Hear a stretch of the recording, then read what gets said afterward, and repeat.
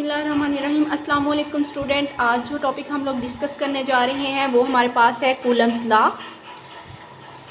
जिसको Charles coulomb ने discover किया था 1784 में, जो कि मैंने ऊपर मेंशन कर दिया। ठीक है, तो इसको स्टार्ट करने से पहले हम लोग पिछले टॉपिक्स में जो हमने डिस्कस किया था चार्ज, ठीक है, उसको थोड़ा सा रिवाइज कर लेते हैं। उसमें हमने क्या कहा था कि चार्ज क्या होता है, दो टाइप्स के चार्जेस होते हैं, जिसको हम पॉजिटिव चार्ज कहते हैं और क्या कहते हैं, नेगेटिव चार्ज होता है दूसरा। चार्ज ऑन एन इलेक्ट्रॉन को हम क्या कहते हैं कि वो पॉजिटिव होता है या नेगेटिव होता है, नेगेटिव होता है। ठीक है, और charge on a proton positive होता है। इसके अलावा हमने ये भी पढ़ा था कि लाइक चार्जेस रिपेल करते हैं एक दूसरे को, लेकिन जो अनलाइक चार्जेस होते हैं, अपोजिट चार्जेस होते हैं, वो एक दूसरे को अट्रैक्ट करते हैं।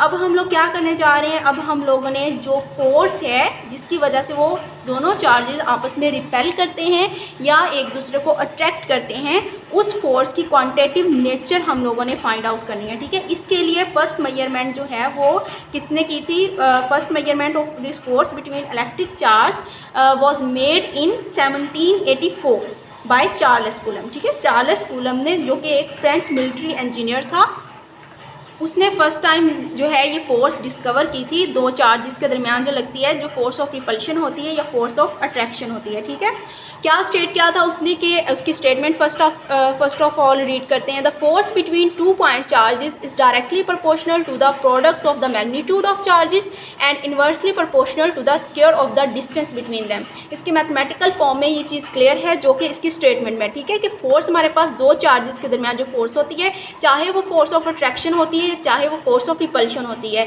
वो उसके डायरेक्टली प्रोपोर्शनल होती है उनकी मैग्नीट्यूड के। ठीक है, जिन दो चार्जेस की हम बात कर रहे हैं। इसके अलावा जो सेकंड पॉइंट है कि फोर्स जो है वो इन्वर्सली प्रोपोर्शनल होती है। जो दो चार्जेस हम यूज़ कर रहे हैं, उन दोनों चार्जेस के दरमियान जो फोर्स ऑफ रिपल्शन या अट्रैक्शन है, ठीक है, उसको हम डिस्कस कर रहे हैं। और उन दोनों चार्जेस के दरमियान जो डिस्टेंस है वो आर स्क्वायर है और वो फोर्स उनके इन्वर्सली प्रोपोर्शनल होती है, यानी कि एफ इन्वर्सली प्रोपोर्शनल है 1/r स्क्वायर। सो हम इसको इस तरह राइट कर सकते हैं, F is directly proportional to Q1 Q2/r square. So अगर हम लोग ये प्रोपोर्शनल जो है साइन हटा दें तो एफ इज इक्वल टू के Q1 Q2/r स्क्वायर। ये फाइनल इसका रिलेशन हमारे पास आ जाता है। यहाँ से हम अब डिस्कस करेंगे कि के क्या होता है। यहाँ पे के हमारे पास प्रोपोर्शनैलिटी कांस्टेंट है और ये इसको हम इलेक्ट्रोस्टैटिक कांस्टेंट भी कहते हैं। तो हमारे पास जो फोर्स होती है, जो अट्रैक्शन और रिपल्शन होती है, इसको हम म्यूचुअल फोर्स भी कहते हैं। म्यूचुअल फोर्स इसको क्यों कहते हैं, क्योंकि यहाँ पे दो चार्जेस यूज़ हो रहे हैं और दोनों चार्जेस ही एक दूसरे पर फोर्स जो है वो एक्सर्ट करते हैं, यानी कि एक चार्ज नहीं कर रहा, दोनों चार्ज जो हैं एक दूसरे पर फोर्स एक्सर्ट करते हैं, जो कि मैग्नीट्यूड में इक्वल होती है लेकिन डायरेक्शन में अपोजिट होती है। Q1 Q2 पे करता है, Q2 Q1 पे करता है, जो कि मैंने इनके डायरेक्शन जो है, यानी कि ये लाइक चार्जेस थे, दोनों पॉजिटिव थे, तो ये आपस में एक दूसरे को रिपेल कर रहे हैं। तो जो Q1 पे फोर्स 2 की वजह से लग रही है वो यहाँ पे है, और जो Q2 पे Q1 की वजह से वो फोर्स लग रही है वो आपके पास यहाँ पे जो है वो शो की हुई है। तो इनके दरमियान डिस्टेंस जो है वो R यहाँ पे है। देन आपके पास जो जब दोनों अपोजिट चार्जेस होंगे, एक चार्ज पॉजिटिव होगा एक चार्ज नेगेटिव होगा, तो दोनों के दरमियान जो है वो फोर्स ऑफ अट्रैक्शन होगी और उनकी जो है डायरेक्शन यहाँ पे दिखाई गई है। और आप लोग ये देख सकते हैं कि डायरेक्शन इसकी ऊपर नीचे या परपेंडिकुलर नहीं है, बल्कि उस लाइन के अलोंग होती है जो कि ज्वाइन कर रही होती है दोनों चार्जेस को। ठीक है, तो इस पॉइंट से हम लोग कह सकते हैं कि कूलम फोर्स क्योंकि उसी लाइन के दरमियान होती है और मैग्नीट्यूड में इक्वल होती है लेकिन डायरेक्शन में अपोजिट होती है, लेकिन दोनों चार्जेस एक दूसरे पर लगा रहे होते हैं। इसका मतलब न्यूटन थर्ड लॉ यहाँ पे अप्लाइकेबल है, न्यूटन थर्ड लॉ यहाँ पे यूज़ हो रहा है। ठीक है, अब हम के की वैल्यू के बारे में डिस्कस करते हैं। यहाँ पे के क्या है, डिपेंडेंस ऑफ के, यहाँ पे it's value depends upon nature of medium between two charges. अब जो दो हम लोग चार्जेस यूज़ करें उनके दरमियान जो नेचर होगी मीडियम की, ठीक है, जो मीडियम यूज़ हो रहा है उसकी जो नेचर, अब वो मीडियम आपके पास क्या है, वो फ्री स्पेस है, कोई इंसुलेटर है, कोई मेटल है या वाटर है, कुछ भी जो चीज़ आप यूज़ करें उस मीडियम की बात करें, उस मीडियम पे डिपेंड करेगी। और दूसरी द सिस्टम ऑफ यूनिट्स, जिस यूनिट्स में हम लोग उसको मेजर कर रहे हैं उन पे डिपेंड करेगी। फॉर फ्री स्पेस के लिए हम लोग इसको सबसे पहले डिस्कस करेंगे कि इसके अंदर कोई मीडियम नहीं है, कोई मेटल नहीं, कोई वाटर नहीं है, कोई इंसुलेटर हमने इसमें नहीं रखा हुआ। हम लोग इसमें जस्ट फ्री स्पेस की बात करें कि फ्री स्पेस में इनके मिड में क्या हो सकता है।